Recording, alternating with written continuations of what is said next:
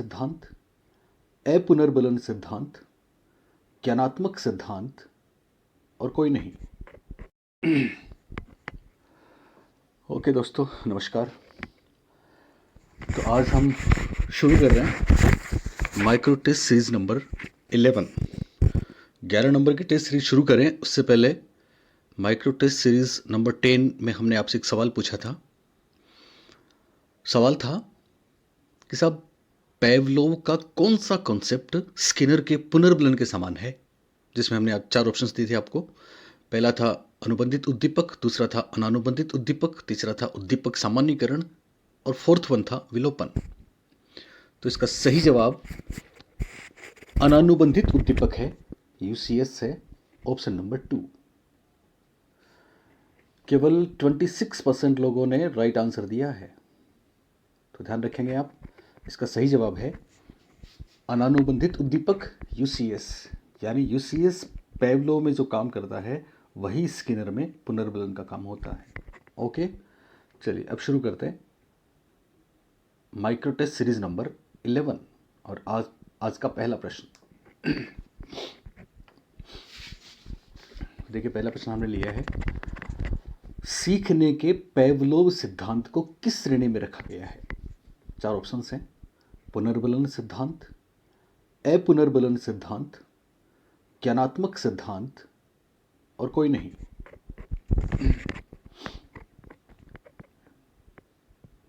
Okay, तो देखो, जिन लोगों ने ऑफलाइन में पढ़ा है या कहीं पढ़ा है, बुक पढ़ी है, वो सब इस बात को जानते होंगे कि अधिगम के सिद्धांतों को मुख्यतः हम 2 श्रेणियों में विभाजित करते हैं।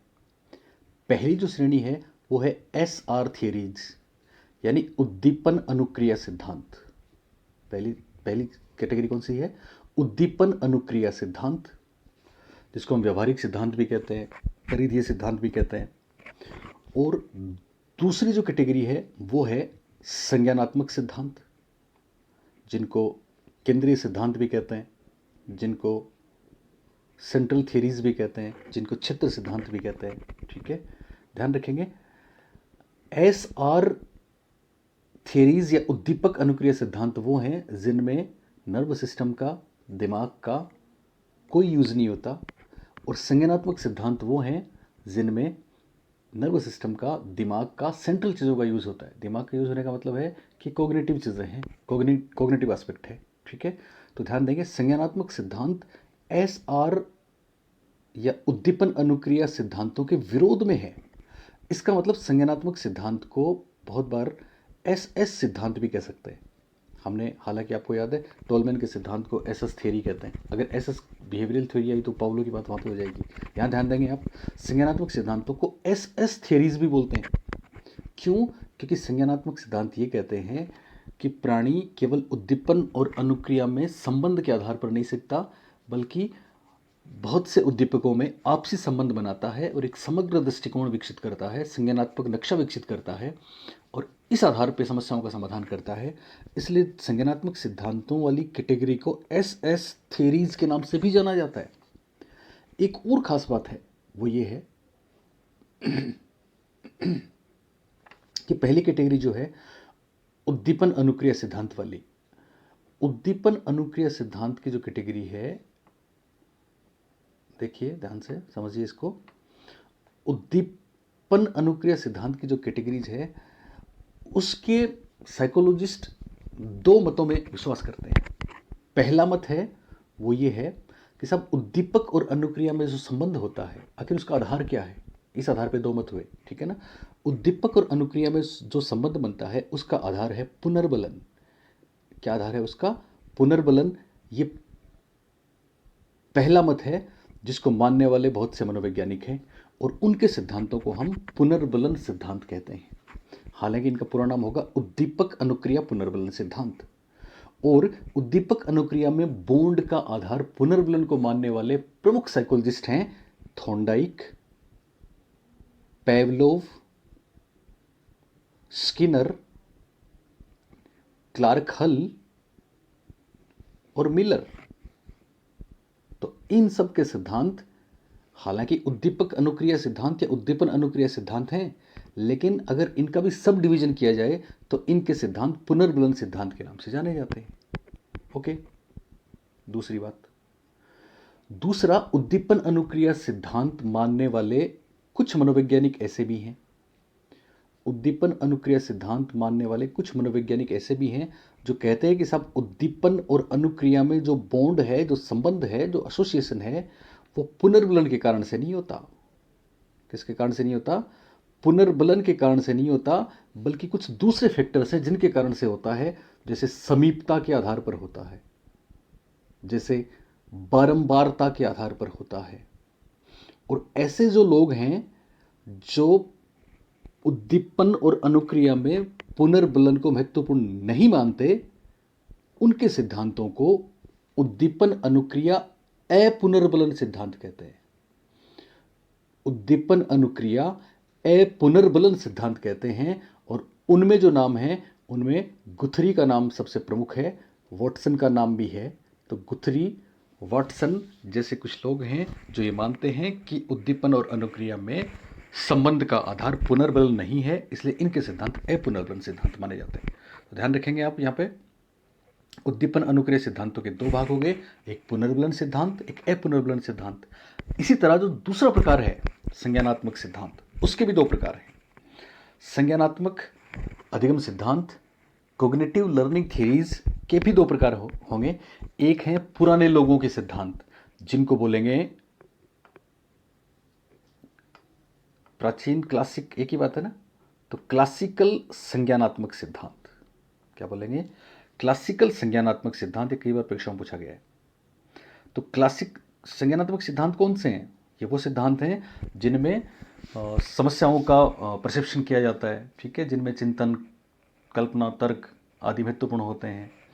ऐसे सिद्धांत दो भागों में बांटे गए हैं। पहला भाग है क्लासिकल संज्ञानात्मक सिद्धांत, और क्लासिकल संज्ञानात्मक सिद्धांत के प्रमुख एग्जाम्पल आप ले सकते हैं पियाजे, इसके अलावा गेस्टाल्टवादी तमाम, वर्दिमर, कोफका, कोहलर, कूट लेविन, और एक महत्वपूर्ण नाम है टोलमैन साहब का, टोलमैन। तो पियाजे, वर्दिमर, कोफका, कोहलर, टोलमैन आदि लोग क्लासिकल संज्ञानात्मक सिद्धांत से संबंधित माने जाते हैं। ओके, संज्ञानात्मक सिद्धांतों की दूसरी श्रेणी, जिसको हम बोलेंगे आधुनिक संज्ञानात्मक सिद्धांत, दूसरी श्रेणी को क्या बोलेंगे? आधुनिक संज्ञानात्मक सिद्धांत। और आधुनिक संज्ञानात्मक सिद्धांत देने वाले प्रमुख साइकोलॉजिस्ट हैं, आधुनिक संज्ञानवादी मनोवैज्ञानिक भी इनको बोलते हैं, प्रमुख साइकोलॉजिस्ट हैं डेविड आशुबेल। तो एक नाम आएगा इसमें आशुबेल का, दूसरा नाम आएगा इसमें जेरोम ब्रूनर, ब्रूनर का, तीसरा नाम इसमें आएगा अल्बर्ट बेंडूरा, इसी तरह से एक नाम आएगा बोल्स, बोल्स। तो आशुबेल, ब्रूनर, बेंडूरा, बोल्स आदि वो साइकोलॉजिस्ट हैं जिनको आधुनिक संज्ञानवादी साइकोलॉजिस्ट कहते हैं। इनके सिद्धांतों को आधुनिक संज्ञानात्मक सिद्धांतों की श्रेणी में रखा जाता है। तो ये बात मेरे ख्याल से आपको क्लियर हुई होगी कि उद्दीपन अनुक्रिया सिद्धांतों की एक कैटेगरी है और संज्ञानात्मक या केंद्रीय दूसरी कैटेगरी है, ठीक है। उद्दीपक अनुक्रिया जो सिद्धांत हैं उनके भी दो भाग हैं, एक पुनर्बलन वाले सिद्धांत, दूसरे अपुनर्बलन वाले सिद्धांत, जिनमें गुथरी, वॉटसन आदि लोगों के नाम हैं। इसी तरह से संज्ञानात्मक या संज्ञानवादी सिद्धांतों के भी दो भाग होंगे, एक क्लासिकल और दूसरा आधुनिक। क्लासिकल में टोलमैन, पियाजे, वर्दिमर, कोफका, कोहलर आदि होंगे, और आधुनिक में आशुबेल, ब्रूनर, बेंडूरा, बोल्स आदि होंगे। ये बात क्लियर हुई आपको? यहाँ पे एक बात मैं आपको और बता दूँ, ध्यान रखना आपको, बेंडूरा के सिद्धांत बहुत बार परीक्षा में ऐसा भी आ चुका है।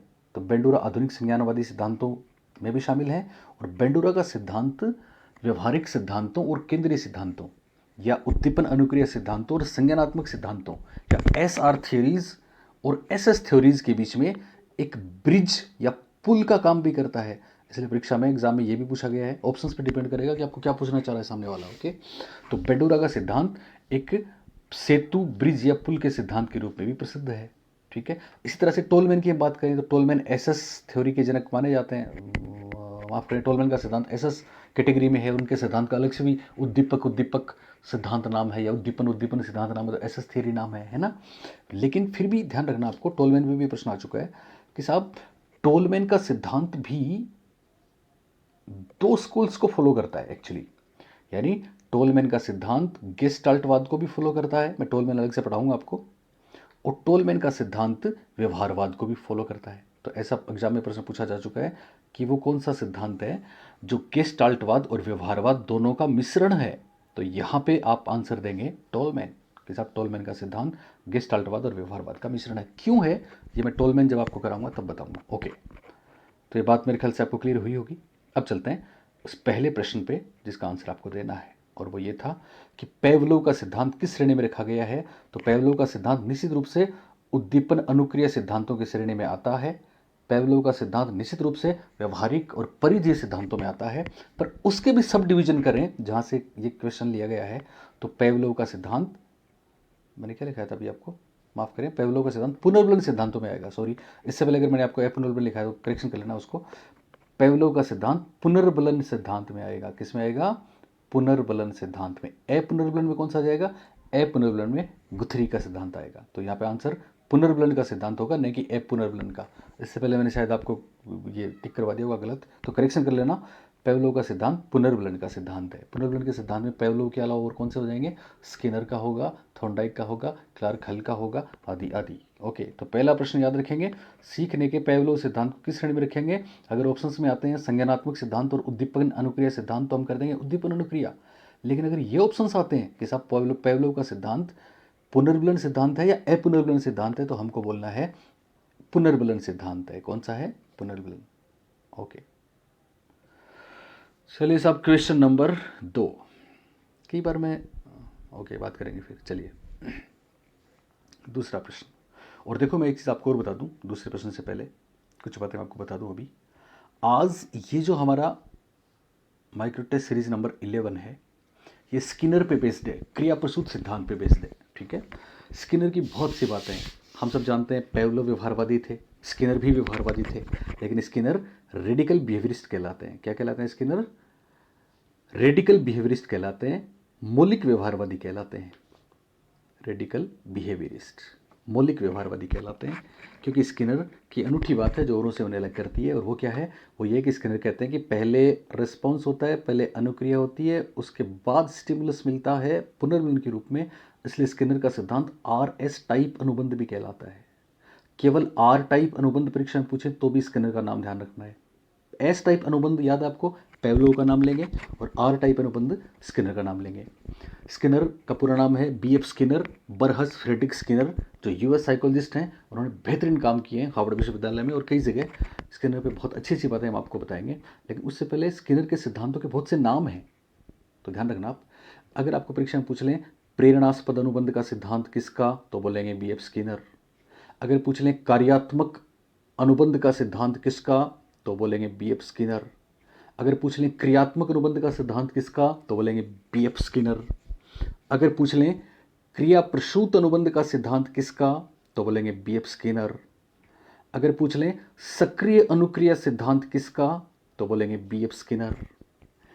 इंग्लिश में ऑपरेंट कंडीशनिंग, ये बहुत महत्वपूर्ण शब्द है। ऑपरेंट, ऑपरेंट शब्द याद रखना। ऑपरेंट कंडीशनिंग थियरी किसकी, तो स्किनर। कंडीशनिंग रिस्पॉन्स पेवलोव, लेकिन ऑपरेंट शब्द आते ही स्किनर। इसी तरह से इंस्ट्रूमेंटल लर्निंग शब्द आते ही स्किनर, इंस्ट्रूमेंटल लर्निंग। इसी तरह से कभी आपने सुना हो नैमित्तिक अनुबंध सिद्धांत किसका, तो स्किनर का। स्किनर व्यवहारवादी हैं, बिहेवियरिस्ट हैं, लेकिन मौलिक व्यवहारवादी के नाम से प्रसिद्ध हैं, R टाइप अनुबंध के नाम से प्रसिद्ध हैं। और स्किनर का सिद्धांत अनुक्रिया को महत्वपूर्ण मानता है, अनुक्रिया के परिणाम को महत्वपूर्ण मानता है। कौन कौन सी बेहतरीन बातें स्किनर की करते हैं हम अभी क्वेश्चन नंबर 2। चलिए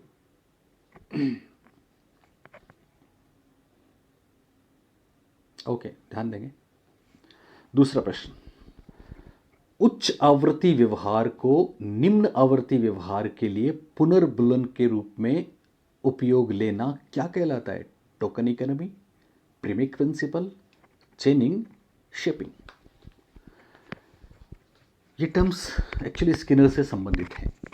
हालांकि टोकन इकोनॉमी और प्रीमिक प्रिंसिपल देने वाले दूसरे साइकोलॉजिस्ट हैं, पर फिर भी स्किनर ने इनकी व्याख्या बहुत बेहतरीन तरीके से की, इसलिए इनके सिद्धांत में ये आता है। तो पहले तो आप इस क्वेश्चन को समझें। आपको हिंदी में कम समझ में आया होगा, उच्च आवृत्ति व्यवहार को निम्न आवृत्ति व्यवहार के लिए पुनर्बलन के रूप में उपयोग लेना। तो इंग्लिश में पढ़िए आप, इंग्लिश में है high frequency behaviour are used to reinforce the low frequency behaviour is called. यानी ऐसे व्यवहार जिनकी हाई फ्रीक्वेंसी होती है, हाई प्रोबेबिलिटी होती है, यानी जो ज़्यादा रिपीट किए जाते हैं, जो ज़्यादा चाह जाते हैं, मतलब अच्छे व्यवहार होते हैं, उन प्राणी को मज़ा आता है जिनको करने में। तो और कुछ ऐसे व्यवहार होते हैं जो लो फ्रीक्वेंसी के हैं, मतलब जिनको करना नहीं चाहता प्राणी। तो ठीक है, हाई फ्रीक्वेंसी वाले व्यवहार लो फ्रीक्वेंसी वाले व्यवहारों के लिए पुनर्बलन का काम करते हैं। ये बेहतरीन चीज़ है, बेहतरीन कॉन्सेप्ट है। इसका क्या नाम है? टोकन इकोनॉमी या प्रीमेक्स प्रिंसिपल या चेनिंग या शेपिंग। तो यहां इसका राइट आंसर होगा ऑप्शन नंबर 2, प्रीमेक्स प्रिंसिपल। क्या है प्रीमेक्स प्रिंसिपल? बताता हूं आपको अभी। दरअसल ध्यान दें आप, शिपिंग स्किनर से संबंधित है, चेनिंग शिपिंग चेनिंग स्किनर की खास बातें हैं, ठीक है ना। पर प्रीमेक प्रिंसिपल और टोकन इकोनॉमी दूसरों की है, जिन्हें स्किनर ने इस तरह से काम में लिया कि इनको प्रसिद्ध बना दिया, फेमस कर दिया। तो ये भी स्किनर से जुड़ गई, ठीक है। पहले मैं आपको प्रीमेक प्रिंसिपल क्या होता है ये बताता हूँ। एक साइकोलॉजिस्ट हुए हैं जिनका नाम है डेविड प्रीमेक। क्या नाम है उनका? डेविड प्रीमेक। डेविड प्रीमेक ने 1965 में डेविड प्रीमेक ने 1965 में ये कॉन्सेप्ट दिया था जो प्रीमेक प्रिंसिपल के नाम से प्रसिद्ध है। और ये कॉन्सेप्ट बताता है कि साहब बहुत बार हम ऐसे काम जिनको प्राणी, एक्चुअली ये बिहेवियर मॉडिफिकेशन के लिए है, व्यवहार को सुधारने के लिए है, ठीक है ना। तो व्यक्ति या बच्चा कोई करना नहीं चाहता तो हम क्या करते हैं, या कोई प्राणी करना नहीं चाहता तो हम क्या करते हैं, वो जो चाहता है उस व्यवहार को जो नहीं चाहता उसके पुनर्बलन के रूप में काम करते हैं। तो वो जो नहीं चाहता वो भी कर देता है। आपने ये सुना होगा, मेरे ऑफलाइन के बच्चे याद करें, एक हमारा डायलॉग कि साहब पहले आप वो करो जो हम चाहते हैं, फिर आप वो कर सकते हो जो आप चाहते हो। इसका एक सिंपल सा एग्जांपल मैं आपको देता हूँ। पेरेंट्स अपने छोटे बच्चे को दूध पिलाना चाहते हैं, लेकिन बच्चा दूध को पसंद नहीं करता, इसलिए बच्चे के लिए दूध का पीना एक तरीके से अवांछित और अनचाहा गया व्यवहार है। लेकिन पेरेंट्स चाहते हैं कि सब दूध पिए, पर बच्चा क्या चाहता है? बच्चा चाहता है मैं कुरकुरे खाऊं। तो पेरेंट्स क्या बोलते हैं उसको बोलते हैं पहले वो करो जो हम चाहें, फिर वो कर सकते हो जो तुम चाहो। यानी पहले वो करो जो हम चाहें, मतलब हम क्या चाह रहे हैं? हम चाह रहे हैं दूध पियो, फिर तुम कुरकुरे खा सकते हो। तो बच्चा क्या कर सकता है? बच्चा कुरकुरे के लालच में, कुरकुरे के पुनर्बलन के रूप में कम फ्रीक्वेंसी वाला व्यवहार, कम प्रोबेबिलिटी वाला व्यवहार, दूध पीना कर सकता है। इस तरह से उसके बिहेवियर को मॉडिफाई किया जा सकता है, सुधारा जा सकता है। स्किनर के 2 स्टेटमेंट आपने जरूर सुने होंगे।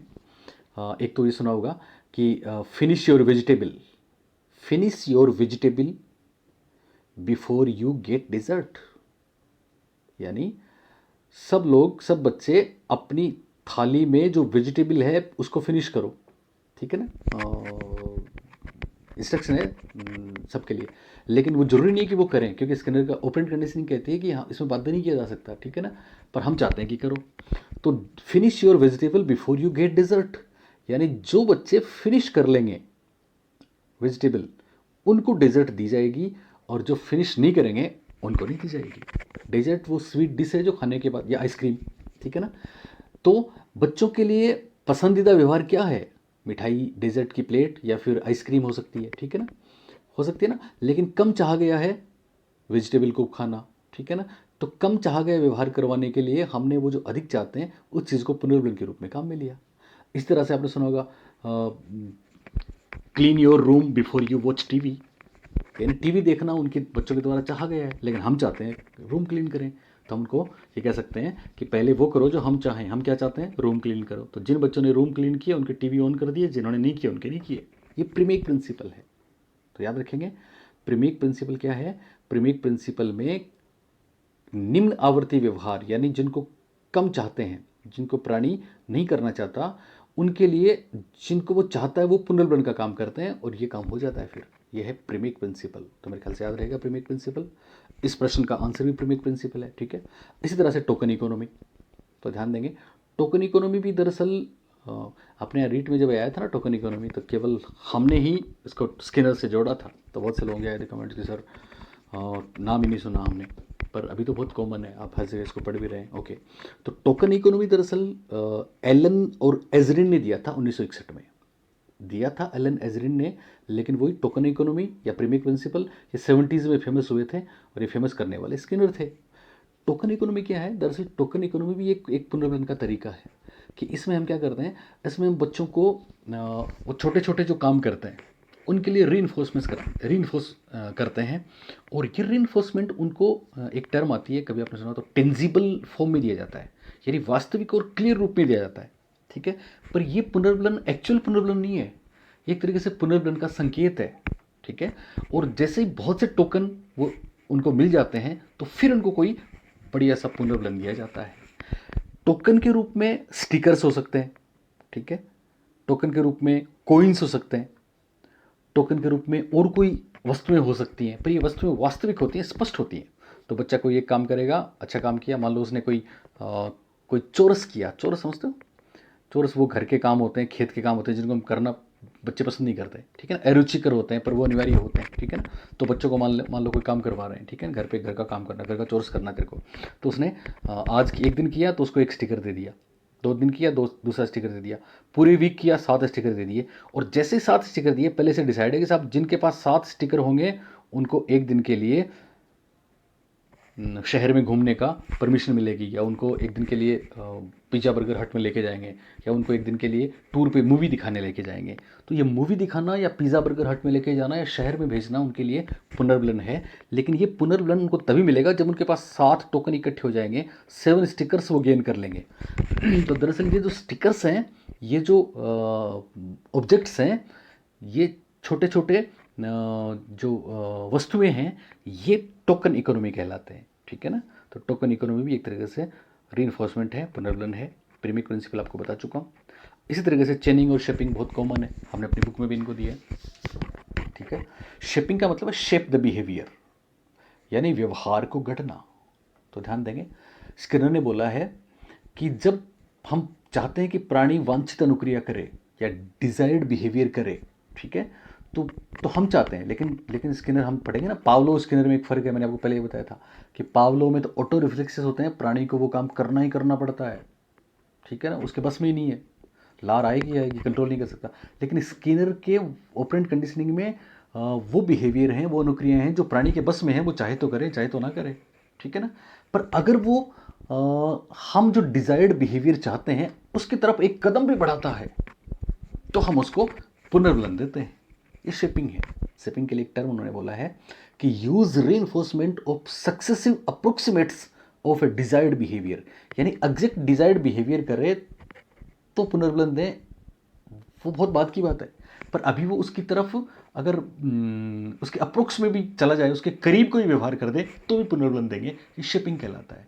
और आपको ध्यान है वो पिजन प्रोजेक्ट में स्किनर ने कबूतर को इस तरह से एक 3/4 सर्कल पर चलाया, फिर इधर से, यानी एक 8 पे, एक तरीके से एक 8 पे चलाना कितना मुश्किल होता है। ठीक है ना, अब कबूतर यहाँ है, ठीक है ना, अब वो जरूरी थोड़ी इस पर जाएगा, उसका मन है, जाए तो जाए, नहीं जाए तो नहीं जाए, तो क्या हम वेट करेंगे पूरी ज़िंदगी? स्किनर कहते हैं नहीं, जैसे ही कबूतर कुछ भी करता है, इधर कुछ करता है, इधर कुछ करता है, इग्नोर कर दो, ध्यान मत दो, लेकिन जैसे ही कबूतर ने इधर देखा, देखते ही उसको दाना दे दो, पुनर्बलन दे दो, तो उसको लगेगा हाँ यार ये तो ठीक है। फिर वापस वो और किधर देखता है तो कुछ मत दो, ठीक है, फिर वो देखता है, नहीं मिला तो वो देखता है इधर देखने से पुनर्बलन मिलना, तो कबूतर चल के आएगा ही आएगा, और जैसे इसको यहाँ पे आता है फिर पुनर्बलन दे दो। इस तरह से एक स्टेज ऐसी आएगी कि हम उसको इस 8 पे चलना सिखा देंगे, दैट इज शेपिंग। ठीक है, चेनिंग थोड़ा सा डिफरेंट है।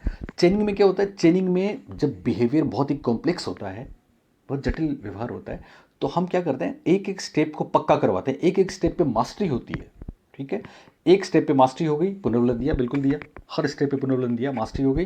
फिर इस मास्टरी के बाद ये जो मास्टरी हुई, ये दरअसल रिस्पॉन्स है उसका, जो अगले स्टेप के लिए स्टिमुलस का काम भी कर सकता है। ठीक है ना, तो इस तरह से चेन बनती है। क्या बनती है? चेन। हर एक स्टेप पे मास्टरी हासिल करता जाता है, चेन बनती जाती है। ओके, और फिर फाइनली अंतिम वांछित अनुक्रिया कर देता है, अंतिम वांछित अनुक्रिया करता है तो फिर उसको पुनर्बलन दिया जाता है। तो ये है चेनिंग। तो दरअसल शेपिंग और चेनिंग स्किनर के बहुत बेहतरीन मॉडल्स, बेहतरीन कॉन्सेप्ट हैं।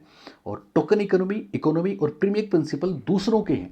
टोकन इकोनॉमी देने वाले हैं एलन एजरिन, और प्रीमियक प्रिंसिपल जैसा कि इसका नाम है डेविड प्रीमियक ने दिया था, पर स्किनर इनका बखूबी उपयोग किया है, इसलिए परीक्षा में बहुत बार पूछे जाते हैं। ओके, अब चलते हैं क्वेश्चन नंबर 3, तीसरा प्रश्न। और तीसरा फिर हमने बाइलिंगुअल लिया है। यहाँ पे मैं आपको बता दूँ, आगे मैं कुछ बदलाव कर रहा हूँ, क्योंकि बहुत से बच्चे मेरे को कमेंट करते हैं जो इस बात से दुखी हैं कि सर आपके सब्सक्राइब्स क्यों नहीं बढ़ रहे, है ना। तो वो एक्चुअली सही भी कह रहे हैं। तो कहीं ना कहीं मैं भी सोच रहा हूँ कि अब मैं क्या, एक तो बाइलिंगुअल कम करूँगा, एक कोशिश करूँगा कि मैं रोज़ हर अल्टरनेट डे तो मैं ये डालूँ, ठीक है। और कुछ उनके लिए भी हम जैसे मैंने अभी तक जो आपने देखा होगा, मैंने सारी एडवांस बातें ली हैं। हालांकि एडवांस बातें वो हैं जो एग्ज़ाम में आएंगी, लेकिन मैं सोच रहा हूँ कि सब हर कोई साधारण बातें दे रहा है तो हम एडवांस चीज़ें दें। तो मेरा ये सोच था, पर मुझे लगता है कि थोड़ा सा मुझे भी बदलना पड़ेगा, और मैं कुछ कॉमन चीज़ें भी लेके आऊँगा अब, ठीक है ना। वैसे ही आप ये मत सोचना कभी भी कि मैं ये सारी जो बेहतरीन चीज़ें हैं, ये खजाना आपको नहीं दूंगा, ये भी ज़रूर दूंगा, पर अप्रोप्रिएट टाइम पे ही ये देना उचित रहता है, ठीक है ना।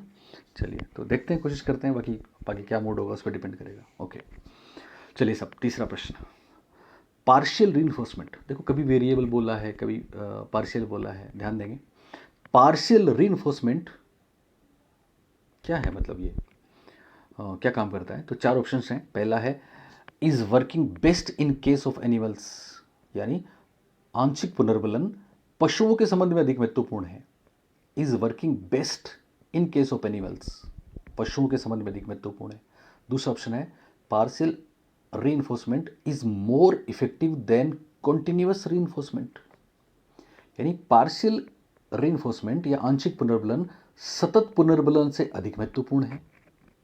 थर्ड ऑप्शन है is less effective than continuous reinforcement, यानी सतत पुनर्बलन से कम महत्वपूर्ण, सतत पुनर्बलन से कम महत्वपूर्ण है।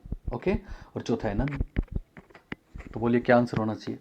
यानी आंशिक पुनर्बलन या पार्शियल रीइंफोर्समेंट सतत पुनर्बलन से अधिक महत्वपूर्ण है कि कम महत्वपूर्ण है। तो इसका सही जवाब होगा सतत पुनर्बलन से अधिक महत्वपूर्ण है, B is right option, right answer. यानी पार्शियल रीइंफोर्समेंट या आंशिक पुनर्बलन सतत पुनर्बलन की तुलना में कहीं अधिक महत्वपूर्ण है। ये कई बार प्रश्न पूछा जा चुका है, ध्यान रखना। सतत पुनर्बलन हमेशा, स्किनर ने बोला, सतत पुनर्बलन आरंभ में बेहतर होगा जब हम हर सही अनुक्रिया पे प्राणी को पुनर्बलन देते हैं, लेकिन बाद में अगर हम प्रत्येक सही अनुक्रिया पे पुनर्बलन देंगे तो हो सकता है ये इतना ज़्यादा विलोपन में महत्वपूर्ण नहीं हो जितना ज़्यादा आंशिक पुनर्बलन है या वेरिएबल है, ठीक है ना। तो अगर परीक्षा में ऐसा प्रश्न आए कि विलोपन से बचने के लिए, किससे बचने के लिए, विलोपन से बचने के लिए, यानी अनुबंध बन गया उसके बाद वो अनुबंध विलुप्त ना हो जाए, तो विलोपन से बचने के लिए कौन सा पुनर्बलन सर्वश्रेष्ठ रहता है, तो इसका जवाब होगा आंशिक पुनर्बलन या पार्शियल रीइंफोर्समेंट, या वेरिएबल शब्द आए तो वो भी ठीक है, वेरिएबल रीइंफोर्समेंट या परिवर्त्य पुनर्बलन, ये क्या होगा, बेस्ट होगा विलोपन से बचने के लिए। तो इसका आंसर यहाँ पे हो जाएगा पार्शियल रीइंफोर्समेंट क्या है, इज मोर इफेक्टिव, यानी अधिक महत्वपूर्ण है। किस अधिक महत्वपूर्ण है, सतत पुनर्बलन से। तो मेरे ख्याल से समझ गए होंगे आप। ओके, अब चलते हैं क्वेश्चन नंबर 4, चौथा प्रश्न। ओके, और चौथा फिर एक बहुत शानदार चीज़ आपके लिए मैं लेके आया हूँ। देखो, स्किनर ने बहुत सी किताबें लिखी हैं, बहुत सी बुक्स लिखी हैं। हाँ, मेरी बुक में भी उनका जिक्र है, ठीक है, वीडियोज़ में भी मैं डालूंगा। तो बहुत ही महत्वपूर्ण काम किया इन्होंने। इनकी बहुत सी किताबों में आपने सुना हो तो एक इनका नोवेल भी है, वाल्डेन 2, बात करेंगे कभी। एक इनकी बहुत महत्वपूर्ण बुक है बियॉन्ड फ्रीडम एंड डिग्निटी। एक बिहेवियरिज्म पे इनकी काफ़ी बुक्स हैं, अबाउट बिहेवियरिज्म और कुछ, और मैं भी एक प्रश्न डालने वाला हूँ, इसलिए मैं आपको सारी नहीं बता रहा अभी। ओके, तो इनकी एक बुक है जो बहुत प्रसिद्ध है, और वो है, दरअसल माफ़ करें, ओके, वो है वीबी के नाम से आप याद रख सकते हैं, वर्बल बिहेवियर। इनकी बुक का नाम है, माफ़ करें, वर्बल बिहेवियरिज्म। वर्बल बिहेवियरिज्म 1957 में इनकी एक बुक आई थी।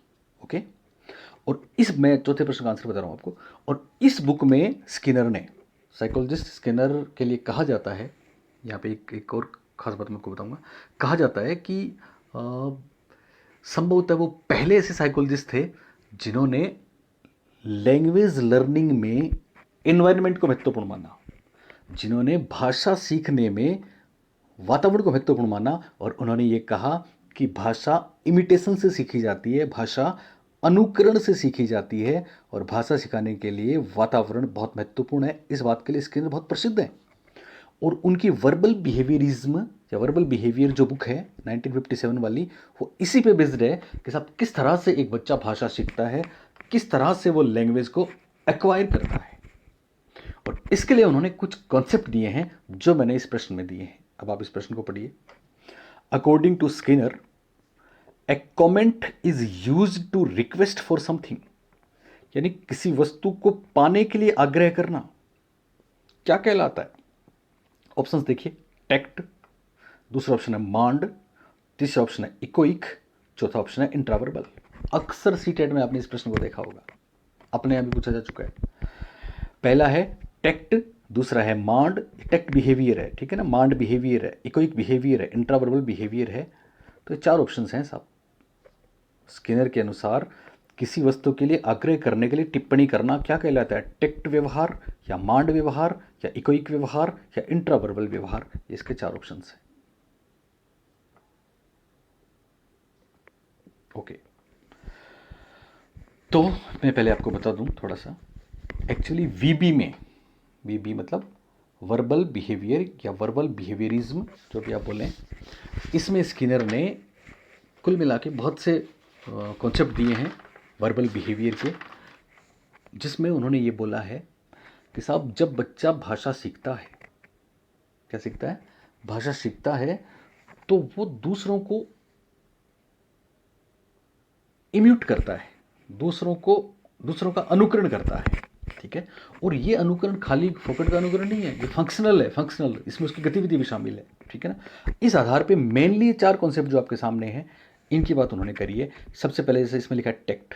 टेक्ट का मतलब क्या होता है, मांड का मतलब क्या होता है, इकोइक और इंट्रावर्बल क्या होता है, समझना आप। ओके, टेक्ट का मतलब ये होता है कि जब बच्चा किसी शब्द से, किसी कमेंट से परिचित हो जाता है, तो वो उसको देखकर वही शब्द बोलता है, वही शब्द बोलता है, और वो शब्द वो बोलता है दूसरों का ध्यान बटाने के लिए, वो बोलता है उस वस्तु को लेबल करने के लिए, वो बोलता है उस वस्तु का नाम पक्का करने के लिए, उसको बोलते हैं टेक्ट। तो अगर परीक्षा में ऐसा आए किसी चीज़ का को लेबल करने के लिए, या किसी चीज़ का नाम बोलने के लिए, किसी चीज़ को डिस्क्राइब करने के लिए, किसी चीज़ का क्लासिफिकेशन करने के लिए, अगर बच्चा या हम उस चीज़ का नाम लेते हैं, उस वस्तु का नाम लेते हैं, तो वो कहलाता है टेक्ट। ओके, दूसरा है मांड। मांड और कुछ नहीं, डिमांड का ही दूसरा नाम है। जब बच्चे को वस्तु चाहिए तब उस वस्तु का नाम लेता है, तो उसको हम बोलते हैं मांड या डिमांड। इकोइक क्या होता है? इकोइक आपने सुना ना, इको साउंड, गूंज के आता है। तो इकोइक में क्या होता है? इकोइक में बच्चा दूसरे द्वारा बोले गए किसी सेंटेंस या किसी फ्रेज या किसी कमेंट या किसी वर्ड को दोहराता है। तो दूसरे की बोली गई बात को दोहराना इकोइक है। और इंट्रावर्बल क्या होता है? इंट्रावर्बल में अगर सामने वाला हमसे कोई बात पूछता है, हमसे कोई प्रश्न पूछता है, तो हम उसका जवाब देते हैं, हमारा जो रिस्पॉन्स है दैट इज इंट्रावर्बल। इंट्रावर्बल कम्युनिकेशन में काम आता है, ठीक है ना। तो चारों बातें क्लियर हुई आपको। किसी चीज़ के लिए मांग करना, डिमांड, मांड है, ओके। और उस वस्तु को लेबल करने के लिए, बताने के लिए, उसका वर्गीकरण करने के लिए हम उसका नाम लेते हैं, तो वो टेक्ट है, ठीक है। इकोइक में किसी दूसरे ने बोला, हम एज इट इज़ उसको रिपीट कर देते हैं, डायरेक्ट इनडायरेक्ट, ठीक है। और इंट्रावर्बल, किसी ने कोई पूछा तो हमने उसका कोई जवाब दिया, वो इंट्रावर्बल होता है। तो यहाँ पे देखिए आप, स्किनर के अनुसार किसी वस्तु के लिए आग्रह करने के लिए टिप्पणी करना, किसी वस्तु के लिए आग्रह। अब इंग्लिश में देखिए आप, इंग्लिश में लिखा है a comment is used to request for something, यानी कोई चीज़ मांगना, लेना चाह रहा है वो, तो मांगना क्या हो गई? डिमांड हो गई। तो इसका राइट आंसर हो जाएगा मांड, ऑप्शन नंबर बी, मांड। बात समझ में आई आपको? एक और एग्जांपल देता हूँ, एकदम क्लियर हो जाएगा आपको ये। वीबी में वर्बल बिहेवियर में स्किनर ने कुछ कॉन्सेप्ट बताए हैं भाषा को सीखने के बारे में, हमारा वर्बल बिहेवियर कैसा होता है उसके बारे में।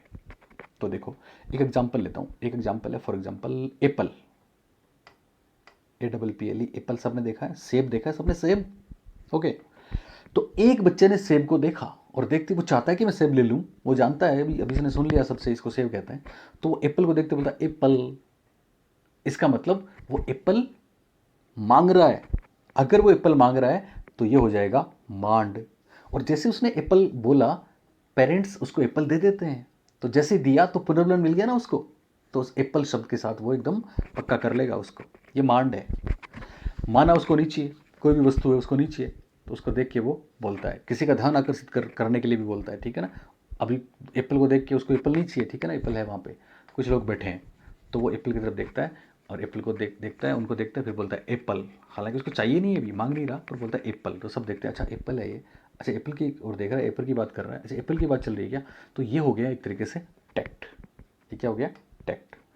तीसरा, कोई और बोलता है दिस इज़ एन एप्पल, या कोई और बोलता है ये एक सेब है, या एक सेब रखा है, तो बोलता है उसकी बात को वो रिपीट करता है, तो ये इकोइक है, ठीक है। और कोई बोलता है तुम्हें क्या चाहिए, तुम क्या लोगे, अब वो बोलता है एप्पल। किसी ने पूछा तुम्हें क्या चाहिए, तो उसने कहा मुझे एप्पल चाहिए, मुझे सेब चाहिए। उसने बोला ना मुझे सेब चाहिए, ये है इंट्रावर्बल। ये क्या है, इंट्रावर्बल। ओके, तो याद रखेंगे जी चार। इसके अलावा एक ऑटोक्लिटिक भी है, ऑटोक्लिटिक में बाद में बताऊंगा आपको वो क्या है, ठीक है ना। या आपको अगर है तो कमेंट में मेरे को बताना ऑटोक्लिटिक बिहेवियर कौन सा होता है। चलिए बता देता हूँ। ऑटोक्लिटिक बिहेवियर वो होता है जिसमें हम किसी चीज़ को हल्का कर देते हैं, मॉडरेट कर देते हैं। और हमेशा याद रखना परीक्षा में ऑटोक्लिटिक बिहेवियर का एग्जाम्पल कई बार पूछा जा चुका है, आई थिंक शब्द लगता है, ठीक है ना। I think today is hot, ये ऑटोक्लिटिक है। तो ये कुछ कॉन्सेप्ट हैं। नेक्स्ट 5 नंबर का प्रश्न, ओके, और अभी केवल हिंदी में है। टहलना किसका एक उदाहरण है, टहलना। टहलना किसका एक उदाहरण है, प्रतिवादी अनुक्रिया, क्रिया प्रसूत अनुक्रिया, अनुबंधित प्रतिवर्त अनुक्रिया, कोई नहीं। यानी टहलना क्या है, ये टहलना क्या है, ये रिस्पोंडेंट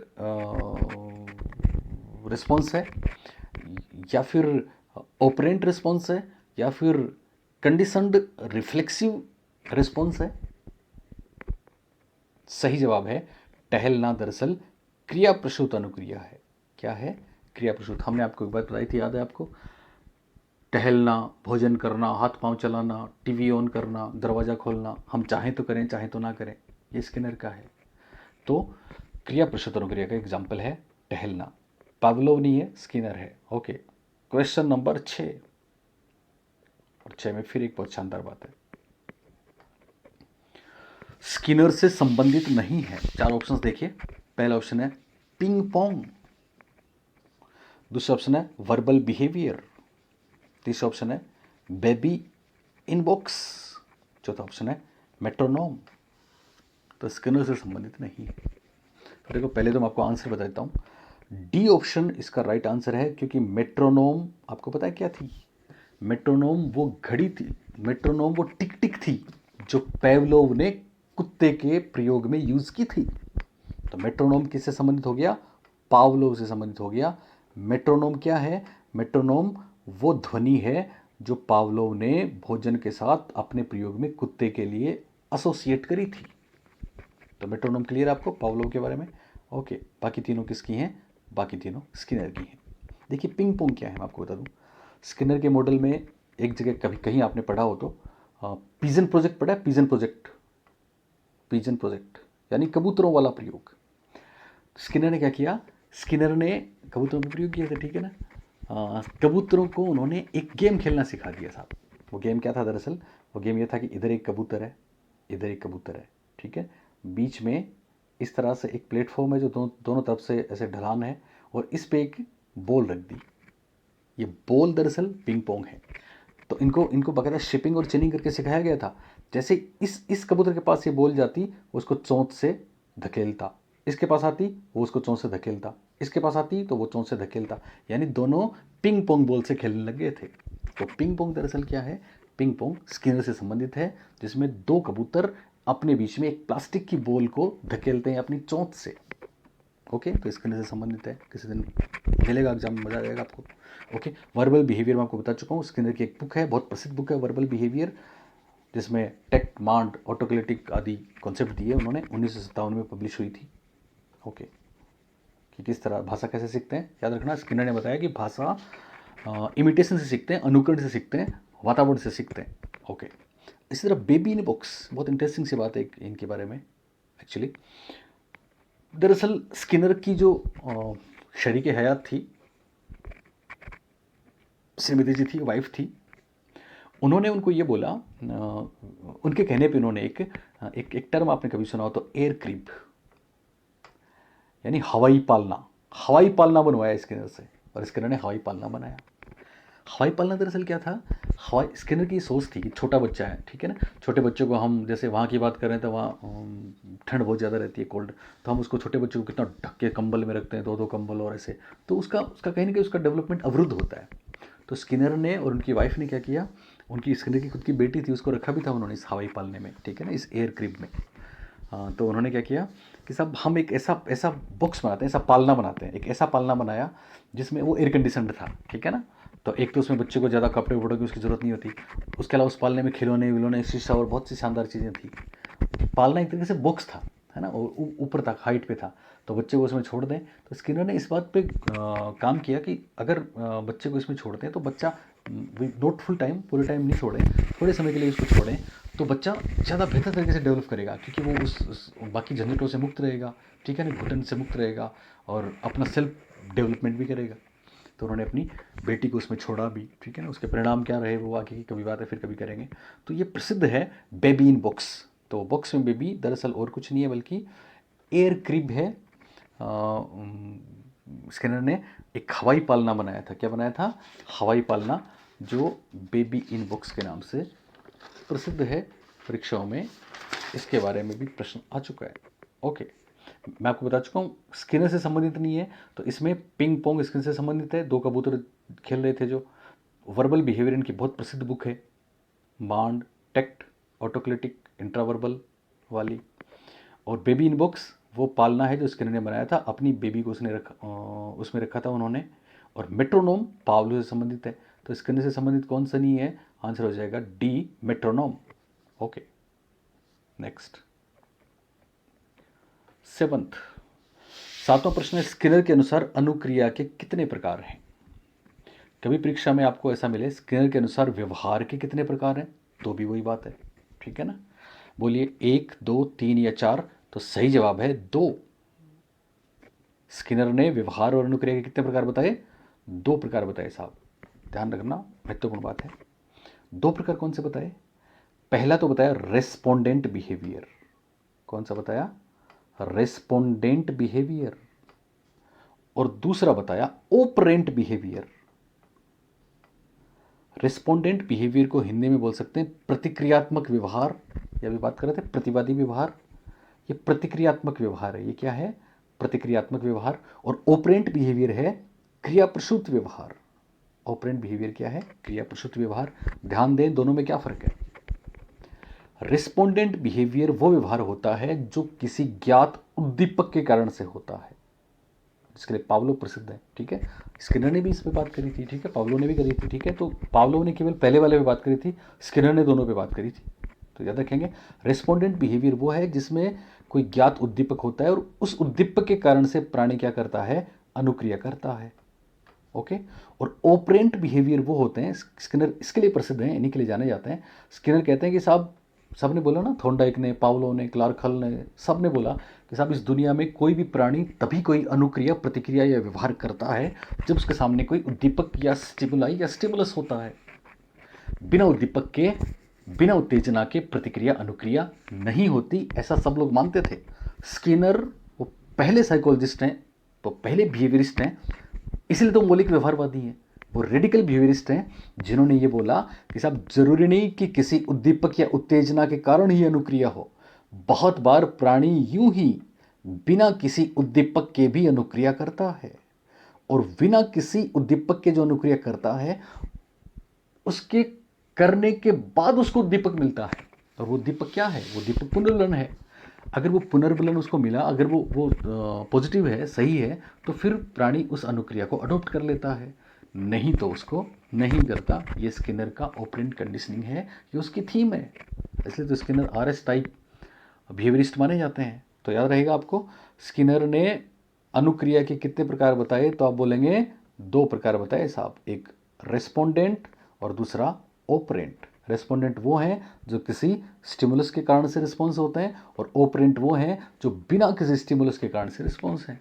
यानी ऑपरेंट में पहले अनुक्रिया होती है। आपको पता है ना स्किनर के सिद्धांत का, इसीलिए तो एक नाम है क्रिया प्रसूत। क्रिया प्रसूत का क्या मतलब हुआ? क्रिया प्रसूत, क्रिया प्रसूत का मतलब क्रिया से उत्पन्न, यानी स्किनर का सिद्धांत अनुक्रिया से उत्पन्न है, तो पहले अनुक्रिया है। ठीक है, ओके। 8वां प्रश्न, और देखो स्किनर ने एक बहुत महत्वपूर्ण टर्म दिया था, प्रोग्राम्ड लर्निंग, अभिक्रमित अनुदेशन। प्रोग्राम्ड लर्निंग आपके मेथड्स में भी इस पर जरूर प्रश्न आता है। अभी मैं कुछ मेथड्स पे बहुत बेहतरीन काम कर रहा हूँ, और जिस दिन मेरा मूड हुआ उस दिन मैं मेथड्स की टेस्ट सीरीज भी शुरू करूँगा। आप सबका सहयोग अपेक्षित है।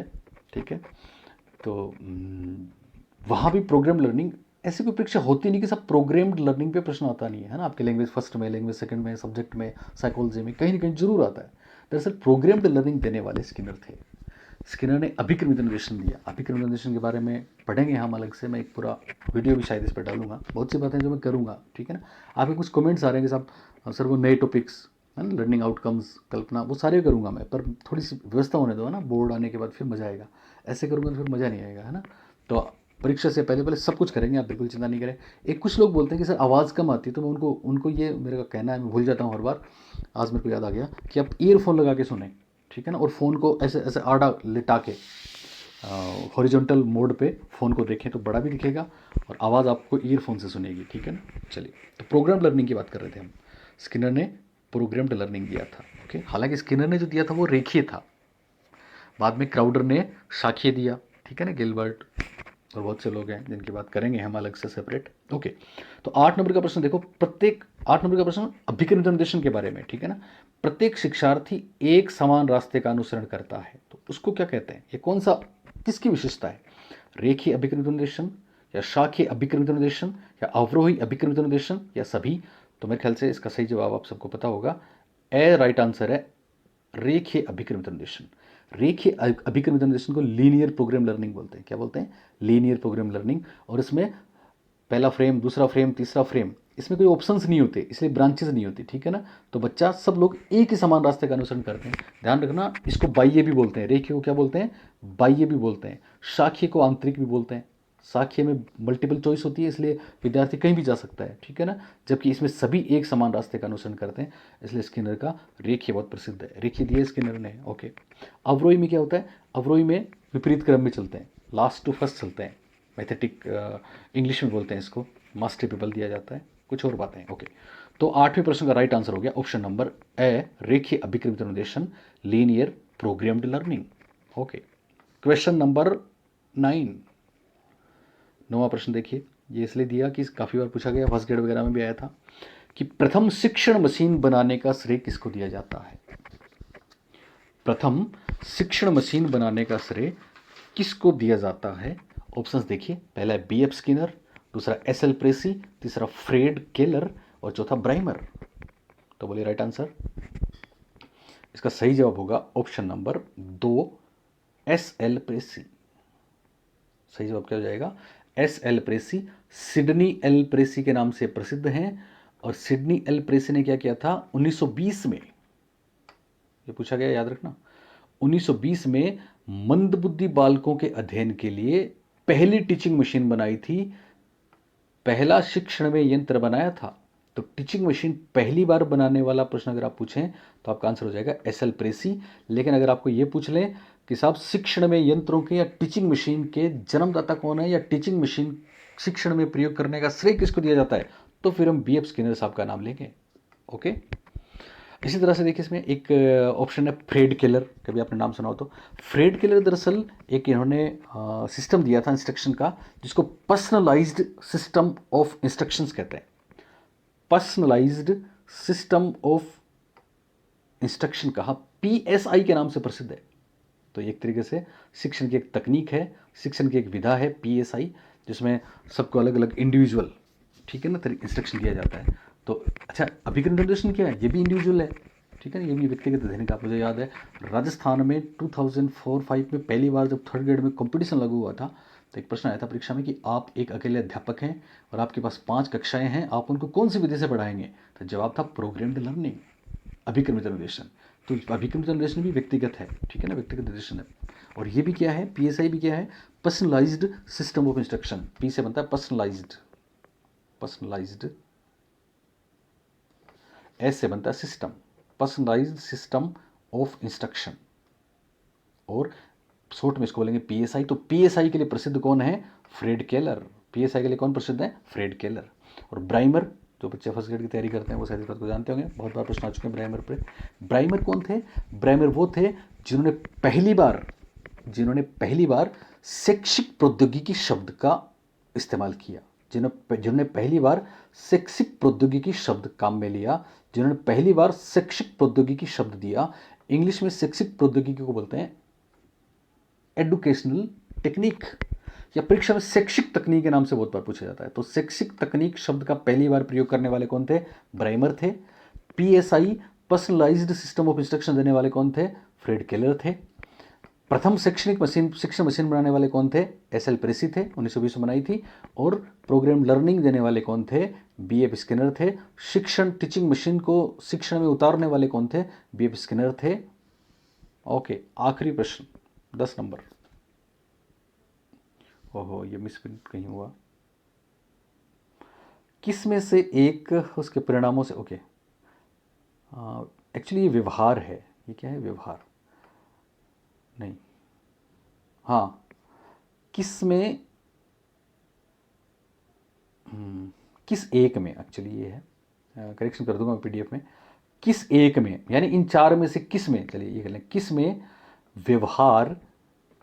में व्यवहार उसके परिणामों से कमजोर अथवा शक्तिशाली होता है। एक टर्म आती है कॉन्सिक्वेंसेस, ये शब्द याद रखना। कॉन्सिक्वेंसेस शब्द का अर्थ होता है परिणाम। क्या होता है, परिणाम। तो ये तो साहब स्किनर का हार्ट है, ये तो स्किनर के ऑपरेंट कंडीशनिंग का मूल बिंदु है, कॉन्सिक्वेंसेस, परिणाम। यानी आपको याद होगा एक ऐसा प्रश्न आ जाए परीक्षा में अगर कि साहब स्किनर का ऑपरेंट कंडीशनिंग थॉर्नडाइक के कौन से नियम पर आधारित है, तो उसका जवाब क्या देंगे, वो जवाब होगा प्रभाव के नियम पर आधारित है। किस नियम पर, प्रभाव के नियम पर।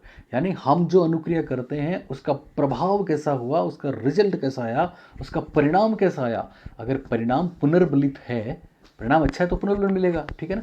परिणाम पुनर्बलित है या परिणाम अच्छा है तो प्राणी उसको अडॉप्ट करेगा, और अगर परिणाम खराब है तो प्राणी उसको इग्नोर कर देगा। ये बात थॉर्नडाइक ने बोली थी, ठीक है। लेकिन ऑपरेंट कंडीशनिंग के रूप में इसको बहुत प्रसिद्ध करने वाले कौन थे, स्किनर थे। और यही बात यहाँ पे पूछी गई है। क्या पूछा गया है कि किस में व्यवहार उसके परिणामों से कमजोर अथवा शक्तिशाली होता है। प्राचीन अनुबंध में, क्रिया प्रसूत अनुबंधन में, आभासी अनुबंधन में, सूझ अधिगम में। तो सही जवाब हो जाएगा क्रिया प्रसूत अनुबंधन। क्या हो जाएगा, क्रिया प्रसूत अनुबंधन, स्किनर वाला। प्राचीन अनुबंध पावलोव का था, आभासी अनुबंधन भी पावलोव का, सूडो कंडीशनिंग बोलते हैं इसको, ठीक है ना, सूडो कंडीशनिंग। इसमें अनुबंध होता नहीं है, बस लगता है कि हो गया, बन गया, कभी बताऊंगा मैं इसके बारे में। ओके, तो अभी 10 नंबर का सवाल है, उसका राइट आंसर है क्रिया प्रसूत अनुबंधन। ओके, तो आज की अपनी टेस्ट सीरीज नंबर 11 यहीं पे ख़त्म होती है। मैंने कोशिश की है, अच्छा आप में से बहुत से बच्चे शायद पूरा देखते भी नहीं होंगे, है ना। तो मैं आपको बता दूं कि बेहद काम की चीज़ें हैं जो हमने मेहनत करके आपके लिए बनाई हैं, तो इनको प्लीज़ दिल से देखा करिए, और बोलना पड़ेगा मेरे को, शेयर किया करिए आप लोग, है ना। फिर क्योंकि बहुत कुछ बाकी है, पता नहीं क्या क्या है, ठीक है, उस खजाने में। तो कोशिश रहेगी, मैं दूंगा आपको, लेकिन कब और कैसे आता है ये डिपेंड्स, ठीक है ना। मन लगा के पढ़ते रहिए। और आज भी मैं एक प्रश्न डालने वाला हूँ, उस पर देखना आप, है ना, टेलीग्राम पे, उस पर दोनों जगह। Okay, thank you, bye bye, शबा खैर।